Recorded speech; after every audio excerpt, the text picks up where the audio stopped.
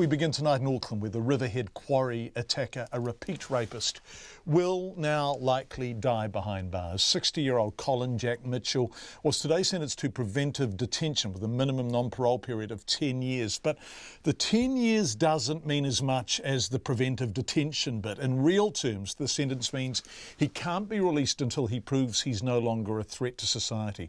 Mitchell is a recidivist who continues to deny his offending.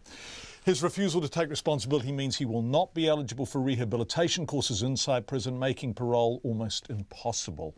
And this situation is unlikely to be altered by the fact he has bladder cancer.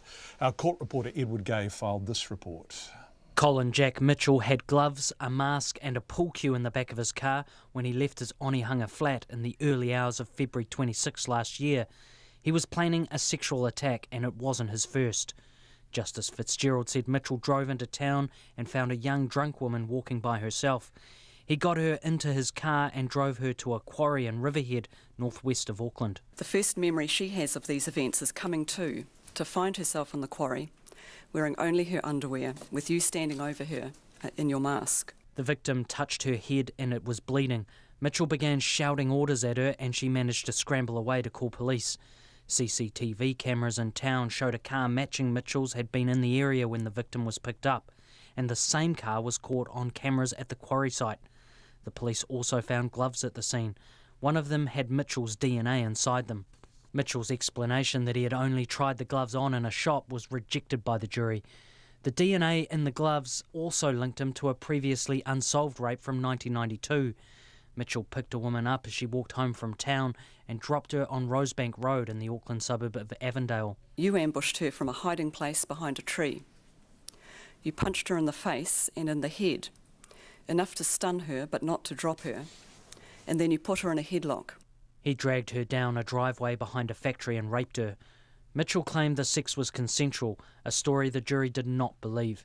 He also has convictions for the rape of a sex worker in 1985, whom he threatened with violence. Justice Fitzgerald said 2 experienced health assessors found Mitchell was a high risk of reoffending. In my view, there is a clear and disturbing pattern of serious sexual offending by you over a period of some decades. There is also a clear similarity between the nature of your offending, including its predatory nature, offending against strangers, seeking out vulnerable victims, associated violence, threats of further violence if instructions are not carried out, and in more recent times, removal of your victims to remote locations to prevent detection. Mitchell told one health assessor he didn't see any point in taking part in rehabilitation for sex offenders. Justice Fitzgerald said Mitchell posed a serious risk to the community and his advancing age had not made him safer. He remained stony-faced as the victim read out a suppressed victim impact statement and Justice Fitzgerald passed sentence. Outside court, Detective Senior Sergeant Kim Libby paid tribute to Mitchell's victims, who showed strength and courage. One of these victims has spent 25 years looking over her shoulder without being able to get any closure. While sentencing today does not mean that that pain will go away, hopefully they can provide her with some level of comfort. Mr Libby said the incident in Riverhead had dramatic effects on the Rodney and Riverhead communities. Mō te hōtaka o te ahi, ko Edward Gay aho.